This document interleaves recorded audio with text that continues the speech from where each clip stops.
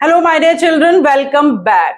बच्चों, बहुत सारी एंटरप्राइजेस जो पब्लिक सेक्टर में होती हैं वो इस तरह की होती हैं जो बिजनेस ऑर्गेनाइजेशंस की तरह मैनेज नहीं होती बल्कि डिपार्टमेंट्स की तरह मैनेज होती हैं और उनको हम कहते हैं डिपार्टमेंटल अंडरटेकिंग्स। तो डिपार्टमेंटल अंडरटेकिंग्स के क्या क्या फीचर्स होते हैं, एडवांटेजेस, लिमिटेशंस होती हैं और कौन से एरियाज में इस तरह की एंटरप्राइजेस सूटेबल होती हैं, ये सब जानेंगे हम आज के वीडियो लेक्चर में। So let's connect to commerce and let's start learning about departmental undertakings.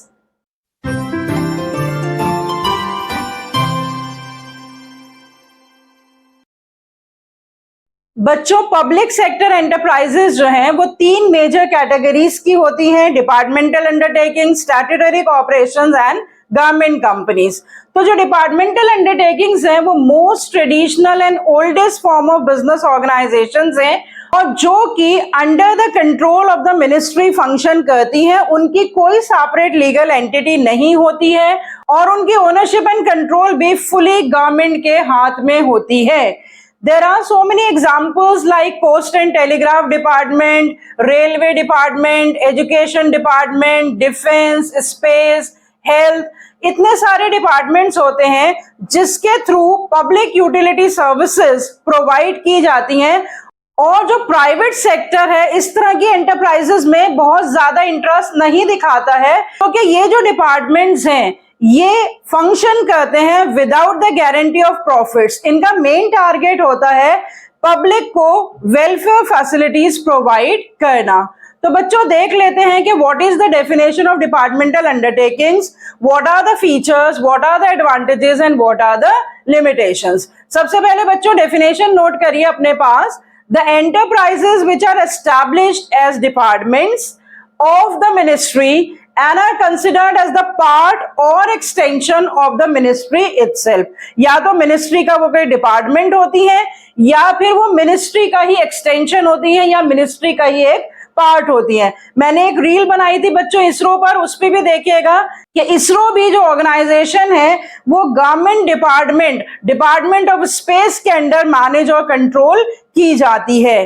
तो इसी तरह से बहुत सारे एग्जांपल्स मैंने अभी आपको ऑलरेडी दे दिए हैं। अब देखते हैं कि जितनी भी डिपार्टमेंटल अंडरटेकिंग्स हैं उनके क्या क्या फीचर्स होते हैं regarding the formation, finance, audit, accounting, accountability and so on. तो यहाँ पर बच्चों मैंने फीचर्स लिख रखे हैं, अंडरलाइन कर रखे हैं कि सबसे पहला फीचर हम देखते हैं फंडिंग के बारे में कि ये जो मिनिस्ट्रीज के अंडर आती हैं तो इनको पैसा कहां से मिलता है। डेफिनेटली क्योंकि गवर्नमेंट ऑफ इंडिया की मिनिस्ट्रीज में आती हैं तो इनकी फंडिंग जो है वो गवर्नमेंट से होती है और जो बजट्स बनाए जाते हैं उन बजट्स में से ये तय किया जाता है कि कौन सी मिनिस्ट्री, कौन से डिपार्टमेंट पे कितना खर्चा जो है वो किया जाएगा। तो जो भी रेवेन्यूज होते हैं वो भी गवर्नमेंट ट्रेजरी में जाते हैं और जो इनके खर्चे होते हैं वो भी कहां से पूरे किए जाते हैं, गवर्नमेंट ट्रेजरी से ही पूरे किए जाते हैं। उसके बाद कंट्रोल कौन करेगा इनको, they are under the direct control by the ministry concern. जो डिपार्टमेंट जिस मिनिस्ट्री में होता है वही मिनिस्ट्री उसको कंट्रोल करती है। अकाउंटेबिलिटी का मतलब होता है आंसरेबिलिटी। पार्लियामेंट में रिपोर्ट्स के फॉर्म में ये आंसरेबल होते हैं टू द कंसर्न मिनिस्ट्री। जिस मिनिस्ट्री के अंडर जो डिपार्टमेंट आता है वो अपने डिपार्टमेंटल अंडरटेकिंग्स की रिपोर्ट उसी मिनिस्ट्री को सबमिट करते हैं। अकाउंटिंग एंड ऑडिट के बारे में जो इनके अकाउंटिंग रिकॉर्ड्स बनाए जाते हैं और ऑडिट मतलब जिन रिकॉर्ड्स को चेक किया जाता है वो किस तरह से होता है, जिस तरह से कोई भी गवर्नमेंट एक्टिविटीज की अकाउंटिंग एंड ऑडिट होती है उसी तरह से बिल्कुल डिपार्टमेंटल अंडरटेकिंग्स की भी अकाउंटिंग एंड ऑडिट होती है। और जो लोग इन अंडरटेकिंग्स में काम करते हैं उनका स्टेटस क्या होता है, वो सिविल सर्वेंट्स होते हैं या गवर्नमेंट सर्वेंट्स होते हैं जो इंडियन एडमिनिस्ट्रेटिव सर्विसेज को पास करते हैं और क्वालिफाई करते हैं। वो इन ऑर्गेनाइजेशंस को हेड करते हैं और उनके थ्रू ये ऑर्गेनाइजेशंस जो है वो चलाई जाती हैं। तो बहुत ही सिंपल इसके फीचर्स हैं कि ये ऑर्गेनाइजेशंस डिपार्टमेंट्स की तरह अंडर द मिनिस्ट्री मैनेज और कंट्रोल होती हैं और सारा कुछ जो है वो under the charge of the ministry जो है वो रहता है और उसके बाहर ये कुछ भी नहीं कर पाती। तो अब इन्हीं फीचर्स में बच्चों कुछ तो बेनिफिट्स हैं और कुछ लिमिटेशंस हैं। तो सबसे पहला बेनिफिट देखिए बच्चों, कंट्रोल बहुत इफेक्टिव होता है क्यों? क्योंकि control is direct control through the parliament. Control dilute नहीं होता है, डायरेक्ट पार्लियामेंट्री कंट्रोल होता है, जिसकी वजह से कंट्रोल बहुत इफेक्टिव होता है। उसके बाद ये जो अंडरटेकिंग्स हैं वो सोर्स ऑफ इनकम है सरकार के लिए, क्योंकि इन डिपार्टमेंटल अंडरटेकिंग्स में जो भी पैसा आता है पब्लिक से वो सारा का सारा गवर्नमेंट के ट्रेजर में जाके जमा होता है। So these undertakings are the source of income for the government. फिर उसके बाद यहाँ पे अकाउंटेबिलिटी मैंने बताया, डायरेक्ट अकाउंटेबिलिटी है टू द मिनिस्ट्री कंसर्न। तो हाईएस्ट डिग्री ऑफ अकाउंटेबिलिटी जो है वो डिपार्टमेंटल अंडरटेकिंग्स में देखने को मिलती है।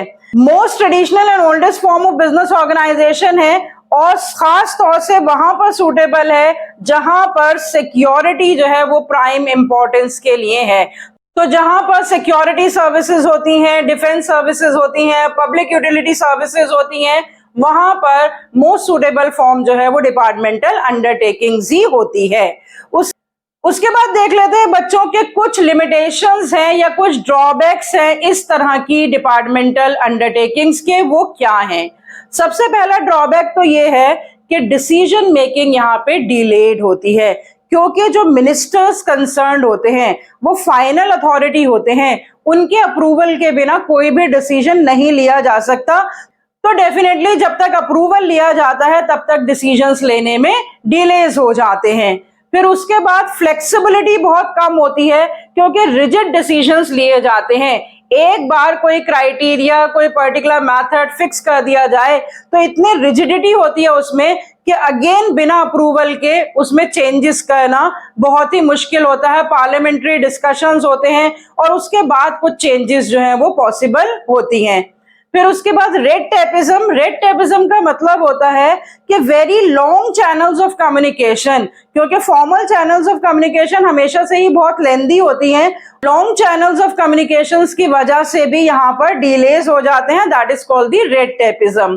फिर उसके बाद पॉलिटिकल इंटरफेरेंस तो बहुत ही ज्यादा रहता है, क्योंकि मिनिस्टर्स जो हैं वो अपनी ऑटोनॉमस और अपनी ऑटोक्रेटिक पावर्स को यूज करते हैं और बहुत ज्यादा इंटरफेयर करते हैं in the functioning of these organisations. Insensitive to the consumer needs because there are no adequate services. ज्यादातर बच्चों आप देखिए, चाहे वो हॉस्पिटल्स हो या स्कूल्स हो या रेलवेज हो या रोडवेज हो, तो यहाँ पर पब्लिक सेक्टर जो है वो सफिशिएंट सर्विसेज जो है वो प्रोवाइड नहीं करता है और आम जनता को ज्यादातर प्राइवेट सेक्टर की मदद लेनी पड़ती है। तो जो एडवोकेसी ऑफ सर्विसेज है वो डिपार्टमेंटल अंडरटेकिंग्स में नहीं देखी जाती। They are not able to provide the right quality and the right quantity of services to the public. उसके बाद they are not able to avail the business opportunities. Why? Due to the conservative approach of the bureaucrats. Bureaucrats होते हैं, उनकी conservative approach होती है, over conscious होते हैं वो, और बहुत ही ज्यादा रिस्की वेंचर्स में पैसा लगाना नहीं चाहते हैं।